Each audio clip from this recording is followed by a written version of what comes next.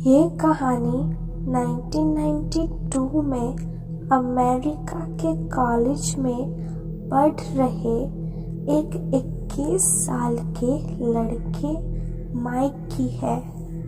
Christmas की जोरों शोरों से तैयारियां चल रही थी और सभी स्टूडेंट्स को घर जाने के लिए इनविटेशन मिला था, पर माइक और उसका रूममेट मैटी दोनों ही एक स्पेशल प्रोजेक्ट पे काम कर रहे थे, जिसकी वजह से वो घर नहीं गए, कॉलेज के हॉस्टल में ही रुक गए थे।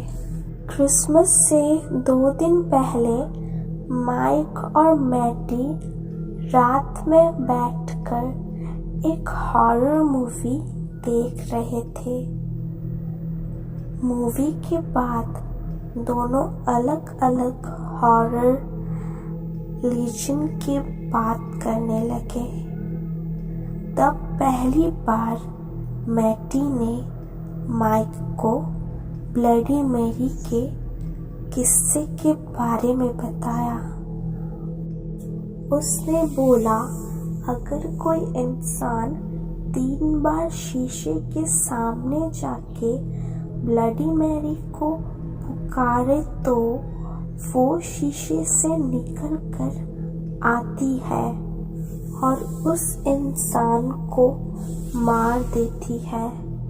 ब्लडी मैरी का किस्सा माइक को बहुत अच्छा लगा और उसने ब्लडी मैरी को बुलाने का मन बनाया। उसने देर रात बाथरूम में जाके ब्लडी मैरी का नाम पुकारा। ये बोलने के बाद वो थोड़ी देर रुका, वहाँ कुछ भी नहीं हुआ। माइक अपने कमरे में सोने आ गया। रात को जब माइक सो रहा था तब उससे एक सपना आया कि वो एक समुद्र में अकेला खड़ा था। उसके आसपास कोई भी नहीं था, लेकिन पानी की लहरों में उससे किसी औरत की परछाई दिख रही थी। वो जैसे ही उस औरत का चेहरा देखने के लिए नीचे झुका, तब एकदम अचानक से उसकी नींद खुल गई। जब उसने आसपास देखा तो उसका रूममेट मैटी आराम से सो रहा था। बहुत कोशिश के बाद माइक को भी नींद आ गई।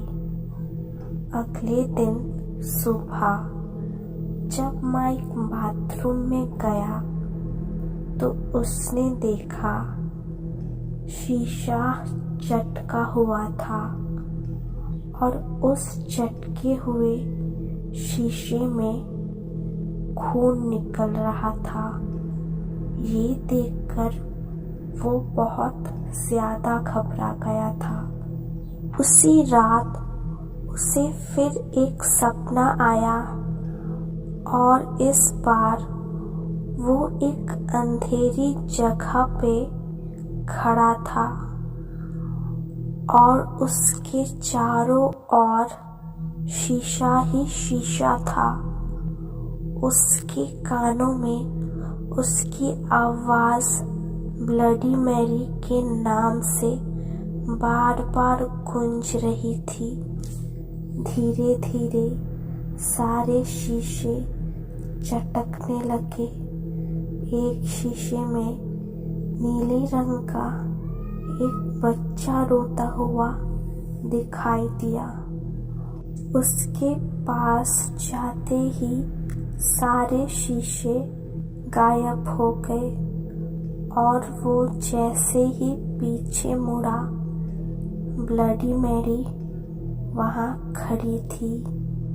ये देखकर उसकी नींद फिर से खुल गई और इस बार घबरा के उसने अपने दोस्त मैटी को उठा दिया। माइक ने उसके साथ हुआ पूरा किस्सा सुनाया तो मैटी को यकीन नहीं हुआ और उसने माइक से बोला, ये सब बस एक कहानी है। पर माइक के बहुत कहने पे उन दोनों ने उस रात ब्लडी मैरी को वापस बुला के माफ़ी मांगने का प्लान बनाया। इस बार उन दोनों ने ब्लडी मैरी को बुलाने के पूरे फॉर्मूले को फॉलो करके ब्लडी मैरी को 3 बार आवाज़ लगाई पर कोई भी नहीं आया। तब मैटी बाथरूम से बाहर निकला और माइक को उसे बुलाने के लिए बोला। बहुत हिम्मत करके माइक ने ब्लडी मैरी को 3 बार शीशे के सामने बुलाया, फिर भी कुछ नहीं हुआ। तभी मैटी बाहर से बोलने लगा, माइक, ये सब सिर्फ एक कहानी है, तू ज्यादा सोच रहा है। पर तभी दरवाजे से दिख रही एक मोमबत्ती की रोशनी जोर जोर से जंप करने लगी। मैटी को थोड़ा अजीब लगा और वो माइक से बोला, वो ठीक है कि नहीं। माइक बहुत डर गया था और तभी कमरे की लाइट बंद हो गई। फिर माइक को शीशे के सामने ब्लडी मैरी दिखी और वो बहुत जोर से चीखा। माइक की चीख सुनते ही मैटी बहुत घबरा गया और उसने दरवाज़ा खोलने की बहुत कोशिश की पर दरवाज़ा नहीं खुला। फिर उसने जल्दी नीचे से गार्ड को बुलाया और दरवाज़ा तुड़वाया। जब दरवाज़ा खुला तो मैटी ने देखा वो शीशा टूट गया था और माइक का सर बाथरूम के सिंक पानी में डूबा हुआ था। माइक को तुरंत हॉस्पिटल में ले जाया गया पर वो बच नहीं पाया। मैटी माइक की मौत का जिम्मेदार खुद को मानता है और ब्लडी मैरी का नाम अपनी ज़बान पे कभी नहीं लाता। राजीव, देखो, नवीन में एक बार फिर कह रहा हूँ कि वो लड़की कल रात मेरे साथ थी। हम दोनों ने इकट्ठे खाना भी खाया था। नवीन, बस करो, बहुत हो गया। ज़्यादा लंबी लंबी मत हाँका करो। दिन में सपने देखना छोड़ दो। वो कोई हवा तो नहीं थी जो उड़ गई। राजीव, हवा भी हो सकती है नवीन, मगर वो हवा थी कौन? राजीव, मैं आपसे यही तो पूछ रहा हूँ कि वो कौन थी जो रात आपके जन्मदिन की पार्टी में आपके साथ नाच रही थी। उसे देखकर मुझे ऐसा लगा जैसे आकाश से कोई परी उतरी हो, जिसकी सुंदरता को देखकर देवताओं के भी मन डोल जाए। ऐसी सुंदरता मैंने आज से पहले कभी नहीं देखी। नवीन, अब तुम उसकी सुंदरता का बखान करना बंद करो। उसका नाम बताओ। राजीव, उसका नाम चांदनी है। नवीन, मेरी दोस्त राजीव, मेरी पार्टी में चांदनी नाम की कोई लड़की नहीं थी और ना ही मैं इस नाम की किसी भी लड़की को जानता हूँ। राजीव, हाँ, मैं समझ गया। आप उस सुंदर लड़की के बारे में मुझे बताना नहीं चाहते। खैर छोड़िए, आप बताए या ना बताए, मैं उसे ढूंढ कर ही रहूँगा। नवीन, राजीव, तुम बिल्कुल गलत सोच रहे हो। ऐसी कोई बात नहीं। जब मैं चांदनी नाम की ऐसी किसी लड़की को जानता ही नहीं तो तुम्हें क्या बताओ। न जाने तुमने कौन सी लड़की देख ली जिसके लिए तुम पागल हो रहे हो। राजीव, हाँ, मैं पागल हो गया हूँ। जब से उस लड़की को देखा है मुझे एक पल के लिए भी चैन नहीं है। जहाँ देखता हूँ वही नजर आती है। अब आप ही बताइए मैं क्या करूँ। मुझे बस एक बार उससे मिलना है। नवीन, शायद ये तुम्हारा कोई वहम हो। राजीव, वहम और मेरा? नहीं, ये नहीं हो सकता। जब मैं उस लड़की को ढूंढकर आपके सामने लाकर खड़ी कर दूंगा तब तो आपको मानना ही होगा। नवीन, अरे यार राजीव, तुमने क्या लड़की लड़की की रट लगा रखी है। अगर कोई लड़की थी भी तो वो रात में आई और रात ही की तरह गायब हो गई। अब उसके पीछे मत भागो, भूल जाओ उसे। न जाने कौन थी वो, कहाँ से आई थी, जो एक रात में ही तुम्हें पागल कर गई। राजीव, मैं उसे चाह कर भी नहीं भूल सकता। मैं उसे हर जगह तलाश करूँगा, कहीं तो मिलेगी। काफ़ी दिन बीत गए। नवीन और राजीव की मुलाकात अब बहुत दिनों से नहीं हुई थी, क्योंकि न जाने कितने ही महीनों से राजीव चांदनी की तलाश में पागल की तरह यहाँ से वहाँ भटक रहा था।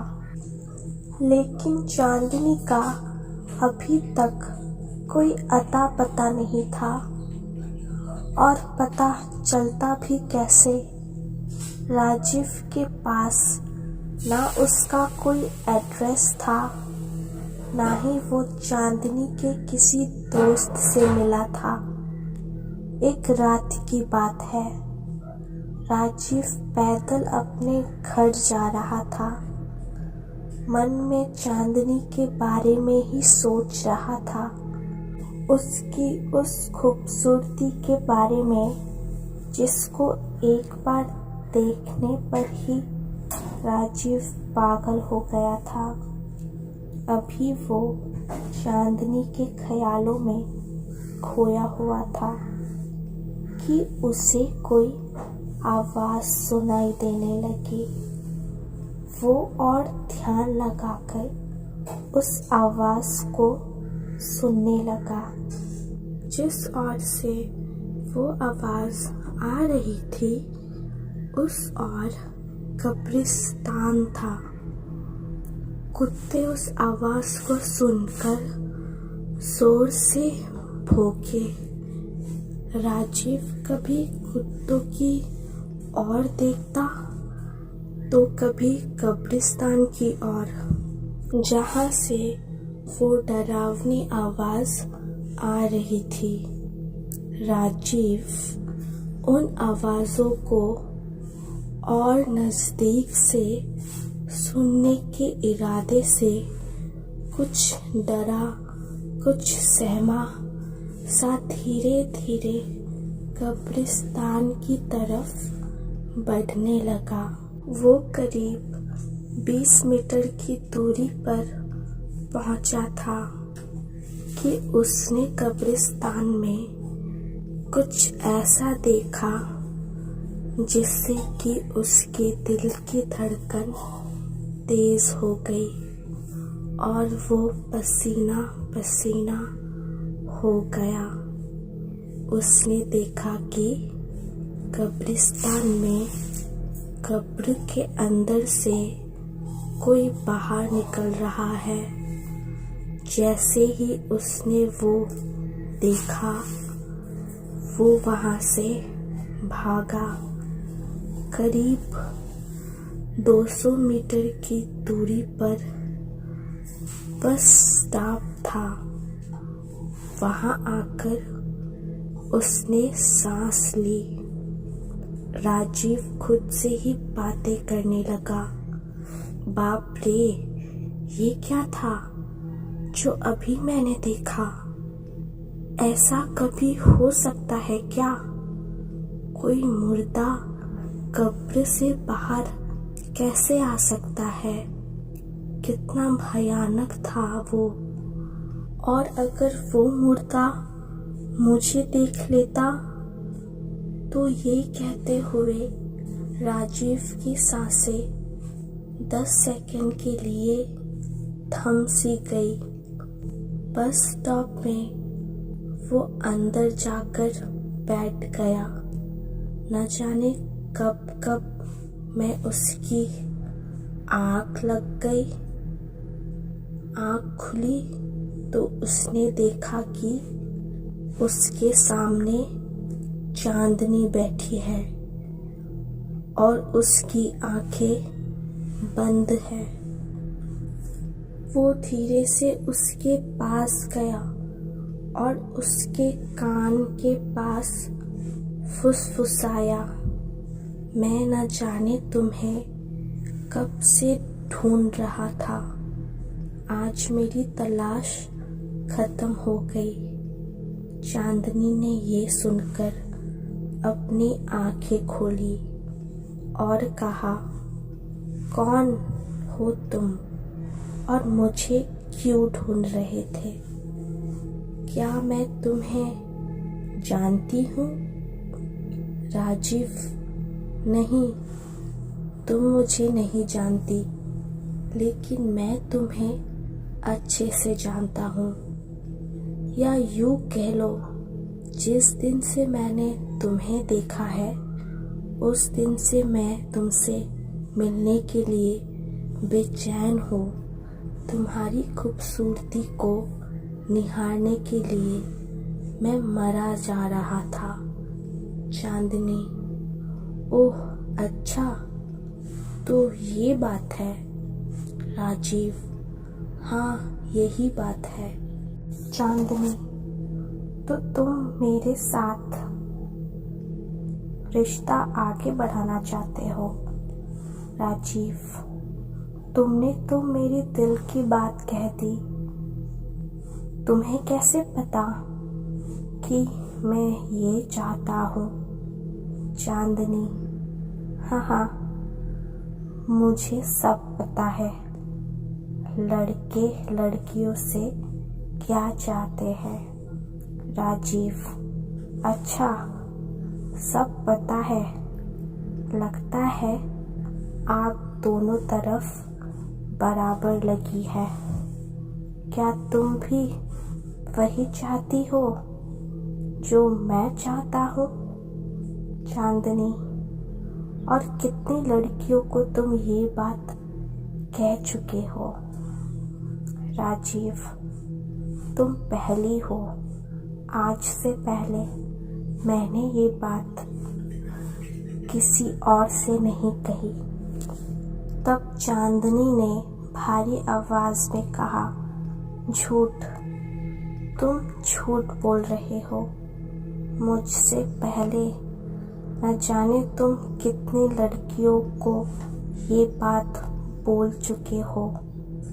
जैसे ही चांदनी ने ये बात कही, उसकी आंखें लाल हो गई और चेहरा इतना डरावना कि मानो राजीव के प्राण लेने स्वयं यमराज धरती पर आ गए हो और अपने लंबे लंबे नाखूनों से उसने एक बार में ही राजीव का सर धड़ से अलग कर दिया। और वो कह रही थी, औरत को बस भोग विलास की वस्तु समझने वाले इंसानों का यही हाल होना चाहिए। अब से कोई भी इंसान किसी औरत या लड़की को सिर्फ एक वस्तु की तरह देखेगा तो मैं उसको नहीं छोड़ूंगी। मैं फिर आऊंगी। मुंबई में रहने वाली गुप्ता फैमिली की है। रोहित गुप्ता अक्सर काम के चलते घर से दूर रहते थे। रोहित गुप्ता को इसकी आदत हो गई थी, पर 2 छोटे बच्चे, नया घर, नई जगह अकेले मैनेज करना थोड़ा मुश्किल हो रहा था। 26 जुलाई 2015 मुंबई में जोरदार बारिश हो रही थी। उस रात मिस्टर गुप्ता काम से बाहर थे और मिसेस गुप्ता हॉल में टीवी देख रही थी। रात के कुछ 1 बज रहे थे। टीवी के पास एक बॉल आके गिरी। उन्हें लगा उनका बेटा मस्ती कर रहा होगा। वो गुस्से से बोली, शुभम, तू सोया नहीं अभी तक? पर वहां शुभम नहीं था। एक लड़का खड़ा था। वो दिखने में थोड़ा अजीब सा लग रहा था। मिसेस गुप्ता थोड़ा डर गई। वो लड़का छोटे बच्चों की तरह अजीब अजीब हरकतें कर रहा है। जैसे ही वो उस लड़के की तरफ आगे बढ़ी, वो लड़का सीधा बच्चों के कमरे में चला गया। वो उसके पीछे अंदर गई और उसे बहुत ढूंढा, पर वो कहीं नहीं मिला। फिर जैसे ही उन्होंने कमरे की अलमारी खोली, वो वहीं था। मिसेस उसे देखकर बहुत डर गई और उन्होंने तुरंत अपने पति को फोन किया, पर फोन में नेटवर्क नहीं था। इतने में दरवाजे को कोई जोर जोर से खटकाने लगा। मिसेस गुप्ता ने जैसे ही हिम्मत से दरवाजा खोला, वैसे ही एक बुढ़ी औरत हाथ में लाठी लिए बच्चों के कमरे की तरफ बढ़ी। मिसेस गुप्ता भी उसके पीछे पीछे अंदर भागी। मिसेस गुप्ता बोली, रुक जाओ, क्या चाहिए तुम्हें? उस औरत के घुसते ही दरवाजा जोर से बंद हुआ। मिसेस गुप्ता ने दरवाज़ा खोला। उन्होंने देखा वो औरत उस लड़के के साथ रेलिंग पर खड़ी है। उस औरत ने मिसेस गुप्ता को मुड़ कर देखा और उस लड़की को लेके नीचे कूद गई। मिसेस गुप्ता को कुछ समझ नहीं आ रहा था और उन्होंने अपने दोनों बच्चों को लेकर गाड़ी की चाबी ली और अपने एक दोस्त के घर चली गई। पता करने पे मालूम हुआ उस बिल्डिंग के निर्माण के वक्त 26 जुलाई 2005 को एक औरत और उसका बेटा मानसिक रूप से बीमार था। 25वें माले से नीचे गिरकर मर गए थे। वो कमरा आज तक खाली पड़ा है और इस घटना को सुनते कोई इस कमरे में नहीं रहता।